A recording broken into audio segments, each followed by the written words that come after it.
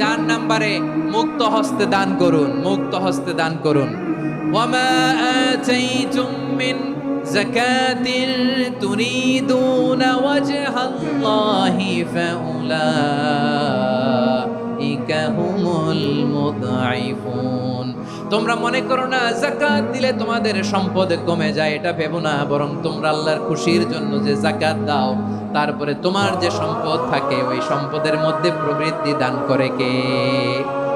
আপনি মনে করছেন দিলে কমে? চাঁপাইনবাবগঞ্জের ভাইয়ের আওয়াজ করে বলেন, দান করলে কি সম্পদ কমে নাকি বাড়ে? আওয়াজ করে বলেন, কমে না বাড়ে? বাড়ে। যেটা দান করেন কামাসালি হাব্বা আম্বাতাত সাবআ সানাবিলা ফি কুল্লি সুম্বুলাতিন মিয়াতি হাব্বা। 1 টাকা দান করলে এটা চারা বীজের মতো, রূপে দিলে 7টা শীষ, প্রতি শীষে হয় শত শস্য দানা। আল্লাহ যারে চায় এরকম বাড়ায় দেয়, প্রবৃদ্ধি দেয়। সুবহানাল্লাহ। এজন্য মুক্ত হস্তে দান করতে রাজি আছেন? আগে আগে যাকাত ক্যালকুলেট করে রাখেন। আপনার যাকাত বর্ষ যদি পরেও হয়, দেরি করেও হয়, ধরেন যে প্রতি বছর মুহররমে দেন, আপনি আগে দিতে পারবেন। যাকাত অগ্রিম আদায় করা যায়। সুবহানাল্লাহ বলেন।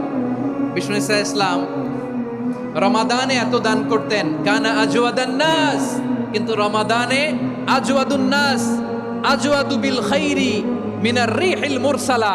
প্রবাহিত বাতাসের চেয়ে বিশ্বনবী আরো বদান্যতা বেড়ে যেত।